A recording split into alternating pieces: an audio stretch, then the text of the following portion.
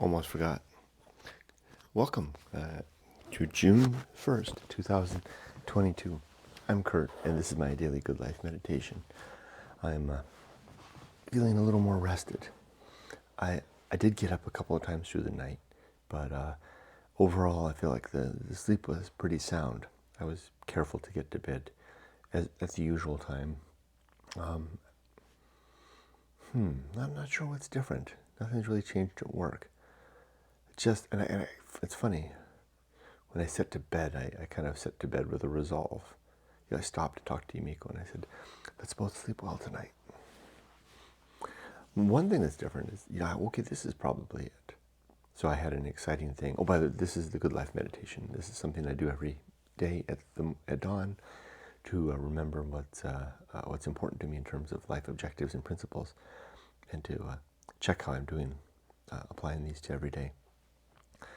I think I know what it was. I think it was hope. Yeah, I think it was hope. That's a good title right there.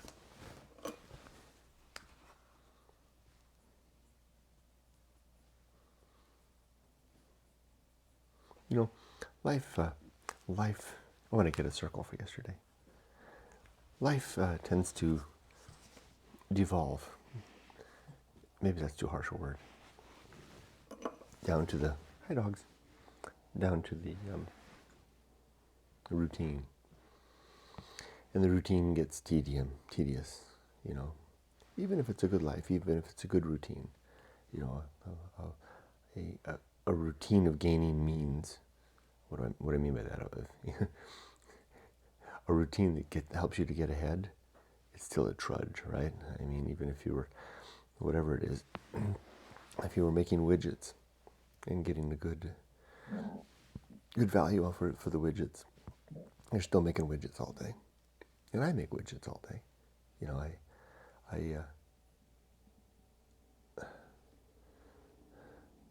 It's a good life, but I make widgets all day, and Yumiko makes widgets all day too, and most likely you make widgets all day too. What gets a little dull, especially if you're one that's inclined to find widget making dull, as I am. I'm not well satisfied with a staid and settled life. It's not enough to build. Maybe I'm selfish, but I don't think so. I'd rather think I'm just adventurous. Yumiko is too. It gets boring to having created a home. You create a home, like this is the best home we've ever lived in for sure. If we knew we were staying, Yumiko could really unleash her decorator skills and really make it someplace special. We've lived in some nice places in terms of comfort. It's funny, the most opulent place, if I can use that word, the most expensive place we've ever owned, probably was the most hollow. Because we filled it with vacant things. And then this sounds so cliche, but then when we were at our most challenging point in life, young and poor, our home was rich. I mean, it's so cliche, right? Rich with treasure. One consistent for Yumiko and I is we get tired of, we get bored with whatever life we live with after about between 5 and 10 years.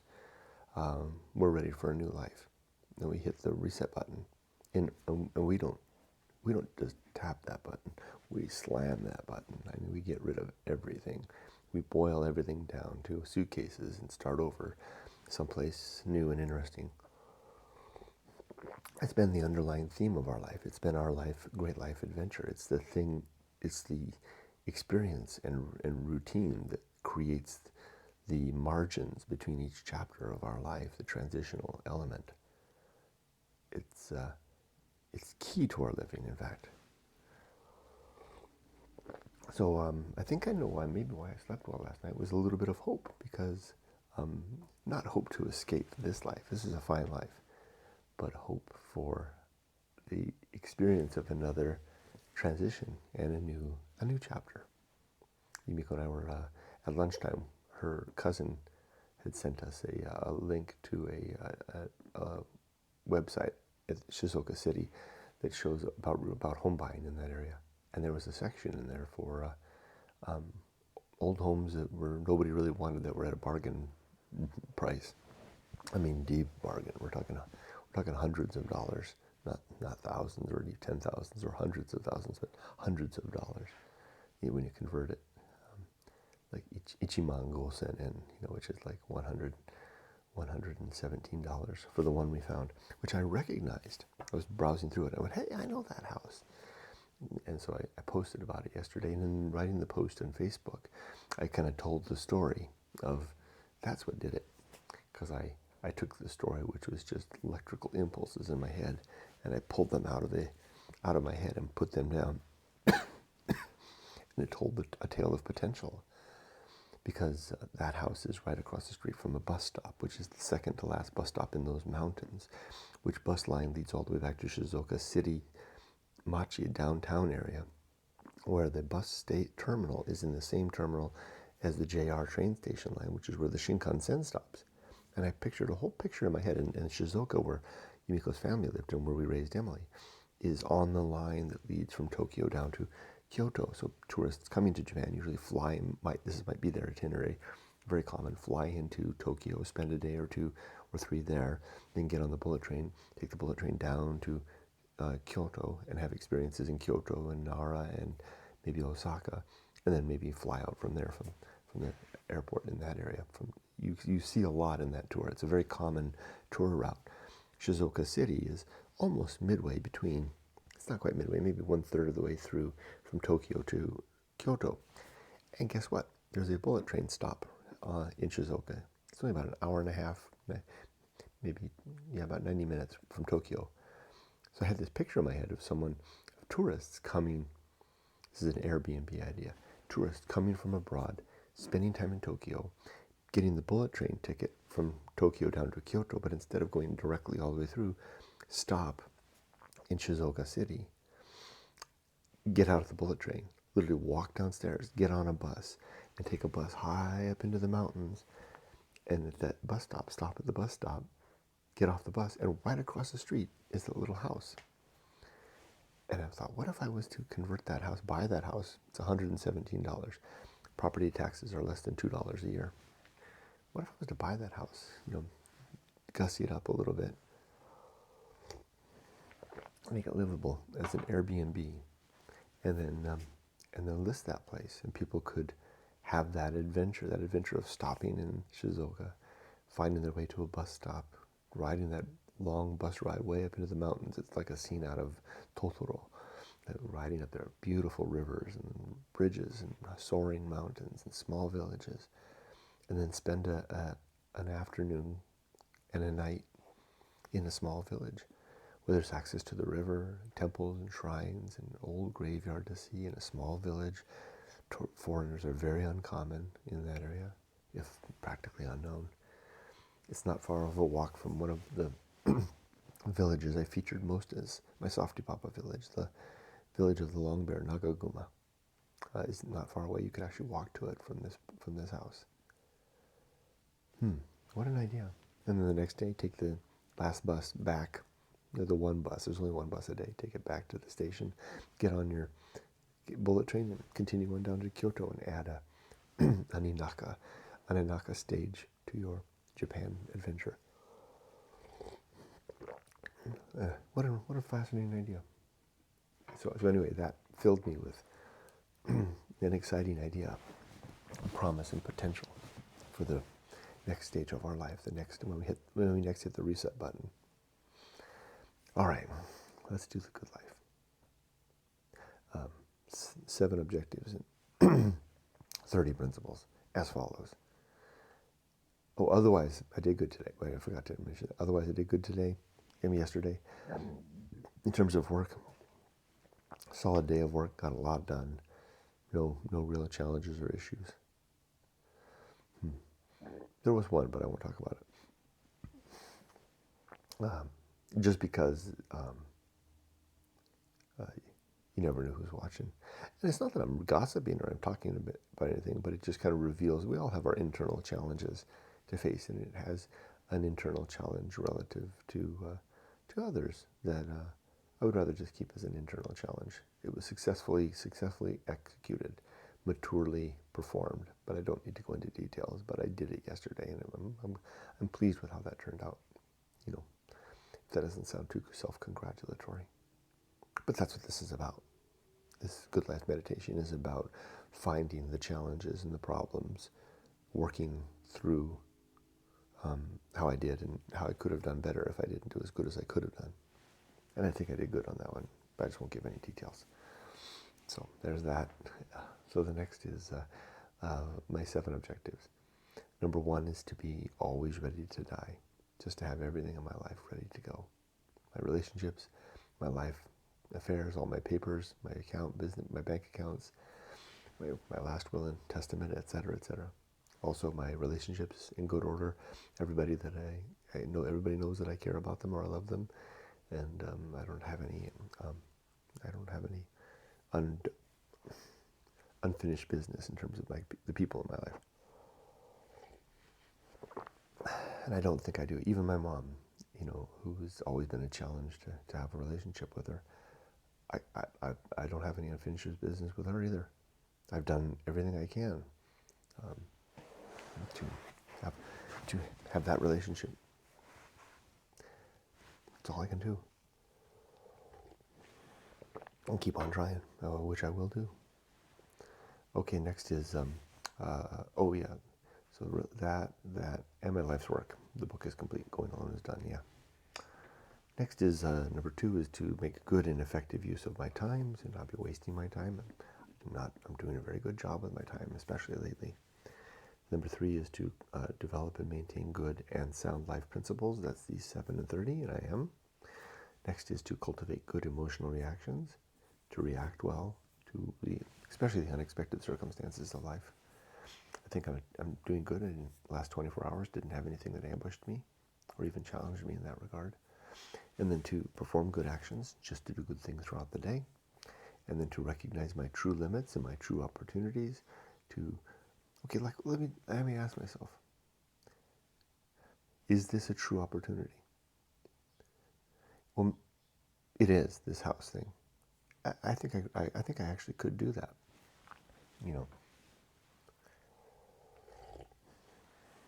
And I think Yumiko would support that effort. Well, she's pretty much,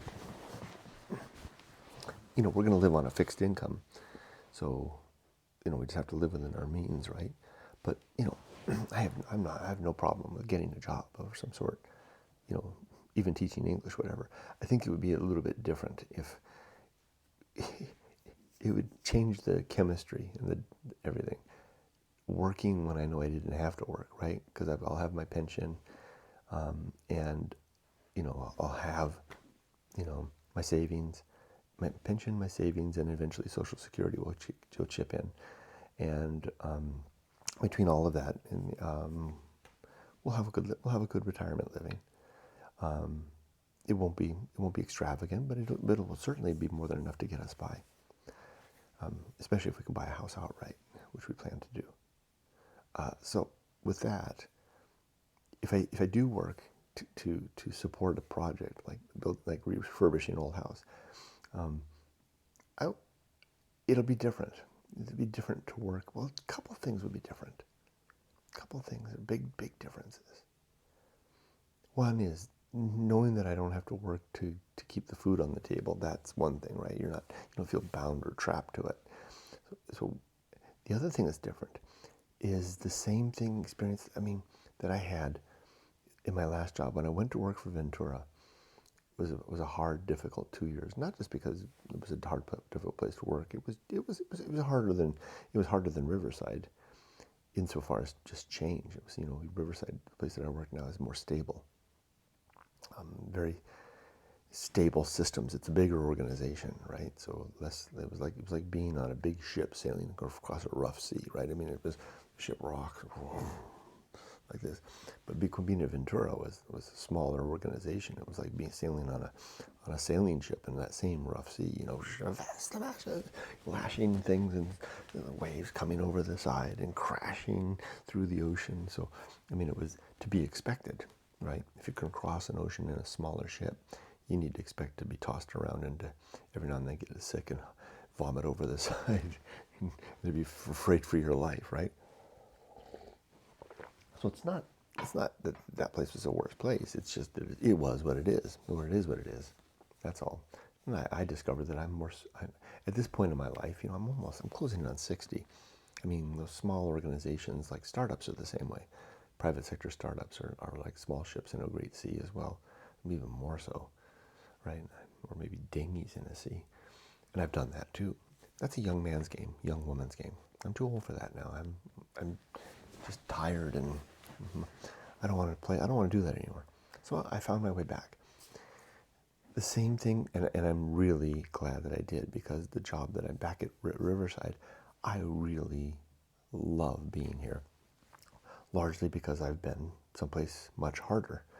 And I realized, wow, this is a great organization where a man my age that has a lot of experience in the things that I particularly do, or not a huge amount, but I mean enough to be competent, seemingly competent at what I do. I can get by, and it's a stable environment. And sure, I can't sleep at night sometimes, but it's no fault of my employer. It's just that my brain's a little broken.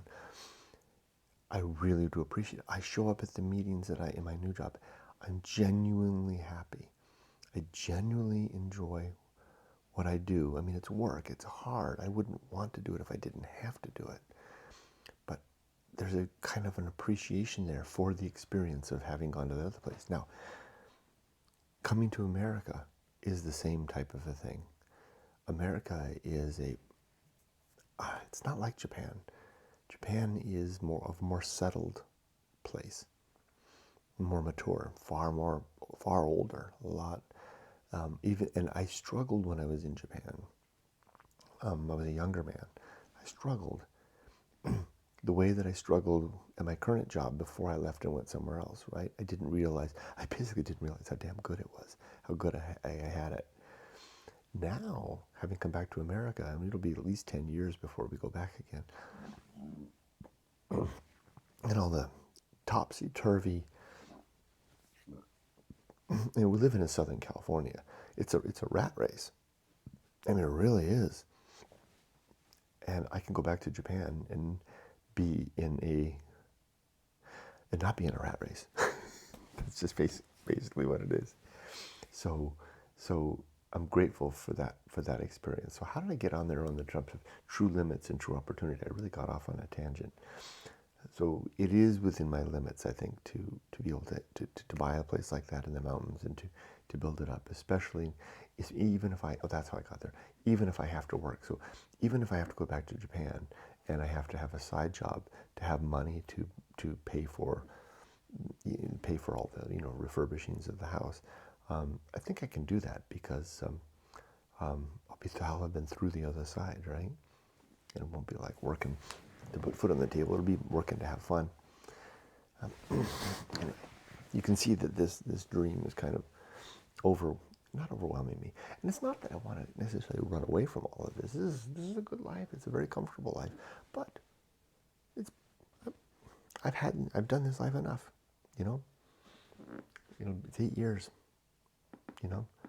I have old friends here now. That's a real sign. I mean, I had lunch 3 weeks ago with an old friend that I didn't know before I came back. I didn't know this person before I came back to America. When I'm in a place long enough that I have old friends in that place, it's time to go. It's no fault of the friends. It's simply the fault that I've become too settled in the place. It's time for new friends, new experiences, new challenges, etc., etc. Okay, I kind of got lost in that one. True opportunities, limits and opportunities. Next is one thing slowly, just to remember to do one thing at a time and to do that thing slowly and deliberately and no multitasking. Yes, I've been very good at that lately. I was in a meeting yesterday and I so much wanted to do something else. because I felt like the meeting was being handled by somebody else. It was a rare meeting that wasn't one of mine. Someone else was handling it. They were doing that stuff. They were going off. And you know how it gets to that point that's like that Peanuts, like the teacher, and I was like, okay, I'm drifting off. And I said, no, Kurt. I was going to do an email. Focus. Even though, take that and bring it back to English. Focus on what they're saying. It's important. And I did. I'm proud of myself. Okay, now 30 principles. They are as follows. 1, the principle of war, to always be fighting against what I think is true. 2, the principle of reason and the sub-principles of honesty, objectivity, and doubt, which is the attitude and frame of mind and way that I approach the world to ascertain what is true, to try to at least, mostly to make sure I'm not believing something that's false. That this is the instruments that I use in the war. 3 is the homunculus, the suggestion that the idea of a soul, the concept of a soul, is just a made-up idea. There's no reason to believe that there's anything within us that survives our death. We just have this little consciousness, which will go down with the ship with us. The next is the Anchorhold, the idea that the consciousness is trapped within our brain, our brain case here. It's just a byproduct of the brain chemistry and the electrical activity in our head.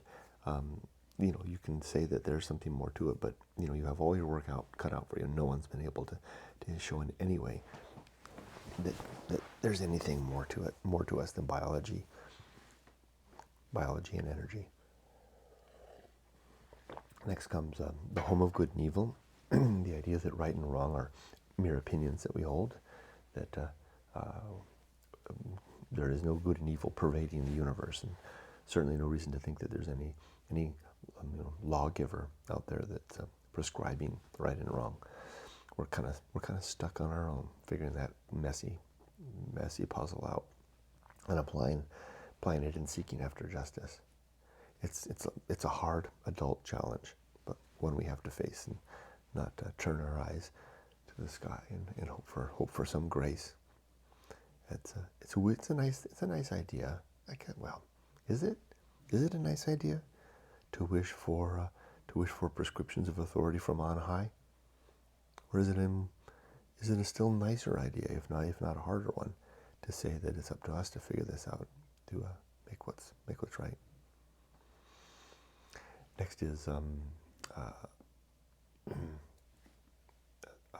my wife just sent me a message. She must be up. She was responding to something that I sent her, a funny video that I sent her. She wrote, "That's funny." I could see it go by. So I lost my train. Next is purpose. And the 3 purpose in my life are biology, being, raising a daughter, raising a child, in this case a daughter, and being a good husband to create the infrastructure, husband and father, to create the infrastructure that allows her to grow up well. Virtue, to be a virtuous human being, pursuing the well-being of thinking creatures. And purpose. My purpose is the sharing of my story and book in the book Going Alone. So that's what I'll keep in my Airbnb. Keep a little bookshelf. Everyone that comes can have a free copy.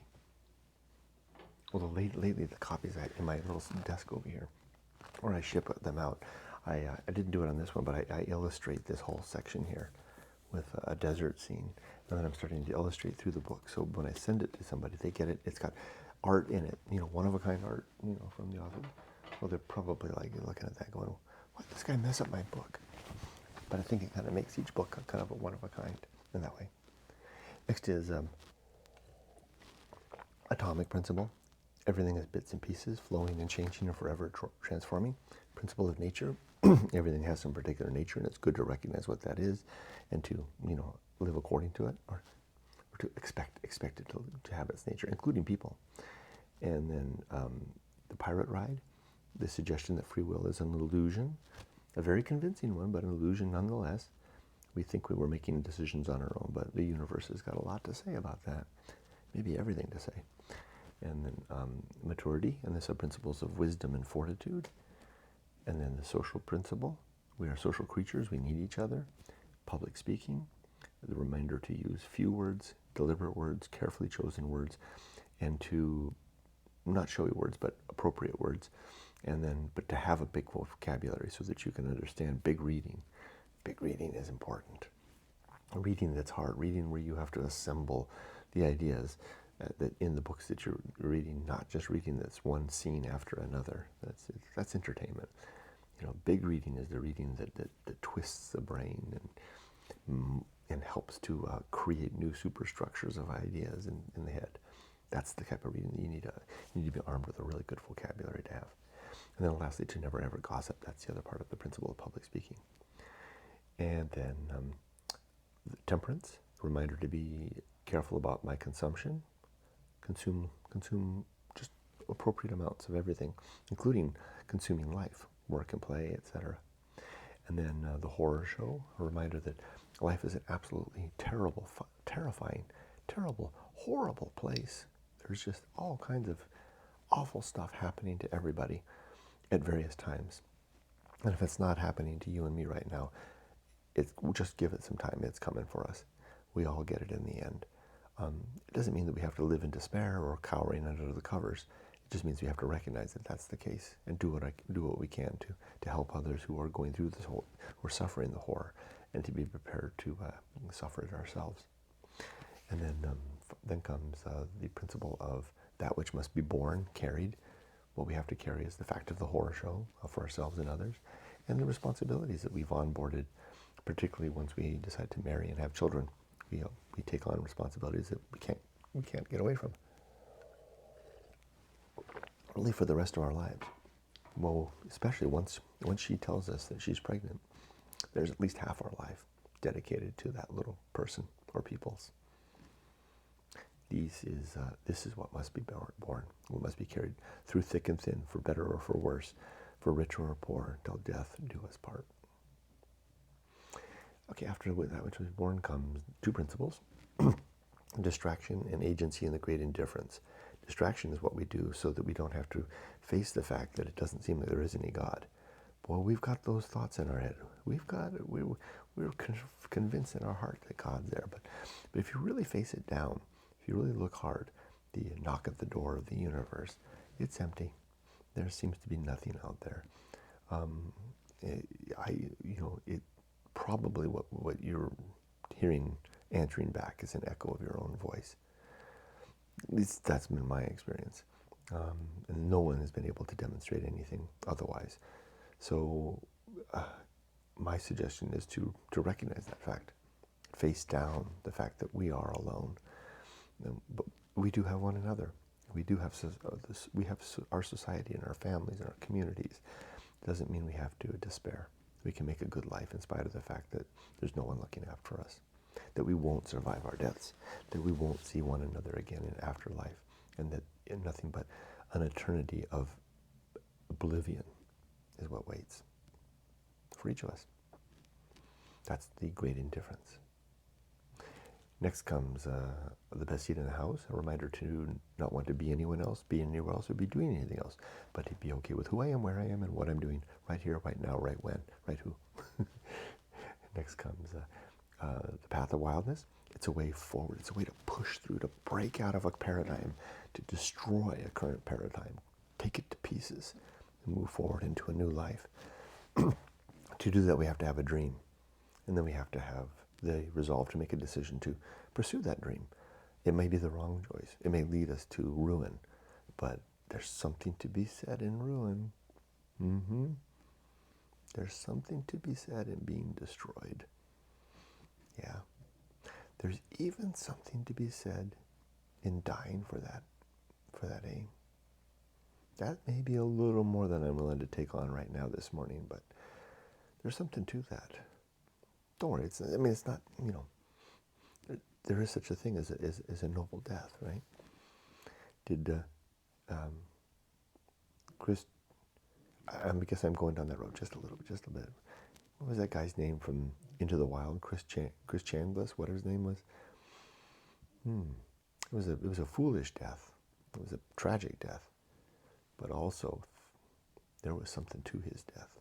It was a good death for someone that values that sort of thing. Chris Chambliss, maybe that was his name. Next is the risk of avoiding risk, the deep level and surface level risks of life. The surface level stuff's the easy stuff, relatively speaking. It's hard, but it's easy because all of society, our families, our social institutions are all made to encourage us to do this. These are education, career, home, family, and security. Everybody's going to say yes to those, pursuing those. The deeper risk is the challenge of spending some time to find yourself, to break out of the paradigm, to invest in a youthful experience. It's important to do this when we're young. About between 25 and 30 is the sweet spot. You can do it later, but diminishing returns. Once you're my age, good luck. You use the time. I mean, okay, there's consequences, right? I mean, but we've had plenty of time to. We've been warned. The hippies warned us, right? So it's not like we didn't know better. Next is the season of philosophy comes. No, I got way ahead of myself. The sin and damnation. There are 7 sins in my worldview which characterize 3 categories. These are being untrue, a liar, believing things that are untrue, a fool, and the third one is to gossip. The 7 of them are falsity, believing things that are being untrue, credulity, believing things too easily, faith, believing things just for the sake of belief so that we can get there and we can enjoy the satisfaction of the belief. But that's the foolish part, right? I mean, that's basing our belief on the fact that we want to believe. And then authority, believing things because someone in a position or an institution or an organization that we respect says it's true. Dogma, believing something because it's the great tradition. There's a huge book, and it's just the way we do things. It gives us community. It's not a good reason to believe either. And then superstition, believing things which are categorically identified as nonsense. Maybe they're true, but there's a reason they're superstition. And then gossip, nasty gossip, talking about other people behind their back. And you're doing it when you would, if you ask yourself, would I be embarrassed if the person that I'm talking about was suddenly, I didn't realize they were behind me and overhearing what I said? If so, then stop that. The consequence of all these sins is damnation in the here and now. Damnation because you're damned because you're a liar. You're damned because you're a fool. I mean, you're damned because you have so little class as to talk about someone behind their back. I'm talking to myself in the damn camera. I'm looking at me, right? I'm aiming all this at me. I'm not aiming at you. The fact that you might watch this video is incidental. I use this as a tool and a vehicle. The fact that I upload it makes me take it more seriously. But I'm really I'm pointing these accusations at myself. The finger is on me. So I'm not pointing at you. Okay, sin and damnation, and the complete oblivion. When you're dead, forget about it. There's absolutely no reason to think there's anything to follow. You're not coming back. There'll be no great restoration someday. So reach out to the people in your life now. Try to work to reconcile differences, and seek after justice. Through legal means, in the here and now, the one life, the one seeming life that we'll ever get. Is there room to spend, waste another day, another hour? Not for me.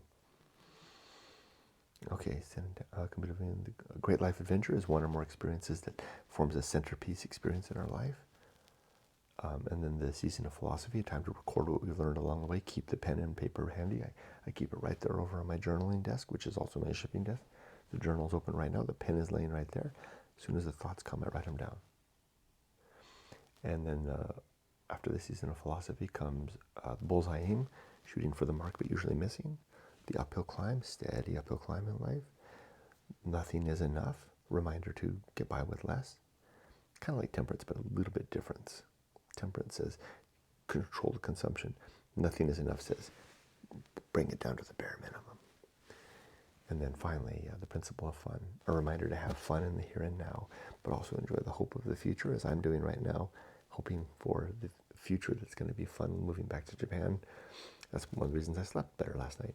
And then enjoying the looking back at the past, especially when you feel fill your life with many, many chapters of difference when you destroy worlds over and over and recreate worlds over and over, thus destroying and creating yourself, building all the while, coming out with nothing, dying with so little out here, but so much in here. That is the great life adventure, the consequence of the great life adventure, the consequence of a life in the endeavor of going alone. Because it's not about going alone, it's about coming back. There, that's my good life greed for today. Now let's anticipate the day. I have like 4 or 5 scattered meetings, including one training that I'm leading today.